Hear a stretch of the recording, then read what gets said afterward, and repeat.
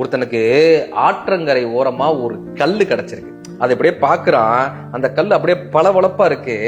இத கொண்டு போய் கொடுத்தா ஏதாவது காசு கிடைக்குமேனு பக்கத்துல இருக்கிற ஒரு ஃபேன்சி ஸ்டோருக்கு போறான். இந்த கல்லை வச்சுக்கிட்டு ஒரு 25 ரூபா கொடுக்க முடியுமான்னு கேட்கறான். அவர் அந்த கல்லை ஆச்சரியத்தோட பாக்குறாரு.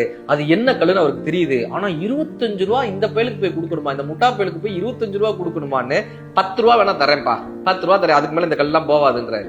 இவன் சொல்றான் 25 ரூபா கொடுங்க சார், இல்லாட்டினா இந்த கல்லை என்கிட்ட கொடுத்துருங்க, 25 ரூபா கொடுங்க. இந்த ஃபேன்சி ஸ்டோர்ல அங்க வந்த ஒரு வாடிக்கையாளர் அந்த கல்லை அப்படியே பாக்குறாரு. நான் உனக்கு 100 ரூபா தரேன்ப்பா, இந்த கல்லை எனக்கு தெரியா அப்படின்னு இருக்காரு. அதனால என்ன சார் இந்தாங்கன்னு அந்த கல்லை கொடுத்துறான். 100 ரூபாய் கொடுத்துட்டு அவர் போயிடுறாரு. இந்த ஃபேன்சி ஸ்டோர் காரர் லபோதி போன அப்படியே அடிச்சுக்கிறாரு, நெஞ்சிலி வாயில வயிற்றுல அடிச்சுக்கிறாரு. என்னங்கன்னு கேக்குறான். யோ, அந்த கல்லு என்ன கல்லு தெரியுமாயா? அது வைரக்கல்லியா, வைரக்கல் லட்சம் ரூபாய்க்கு மேல போகுமியா, அதை போய் வெறும் 100 ரூபாய்க்கு கொடுத்துட்டியே, முட்டாளா நீ. அது சிரிச்சிருக்கான். அது என்னன்னே எனக்கு தெரியாது. நான் 25 ரூபாய் எதிர்பார்த்தேன், அவர் 100 ரூபாய் கொடுத்தாரு, எனக்கு வெற்றி தான். அது என்னன்னே தெரியாது.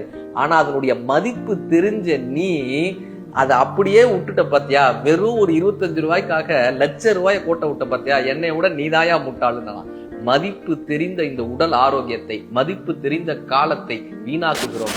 நாம் எத்தனை முட்டாள்கள், எத்தனை வைரக்கற்களை இழந்து கொண்டு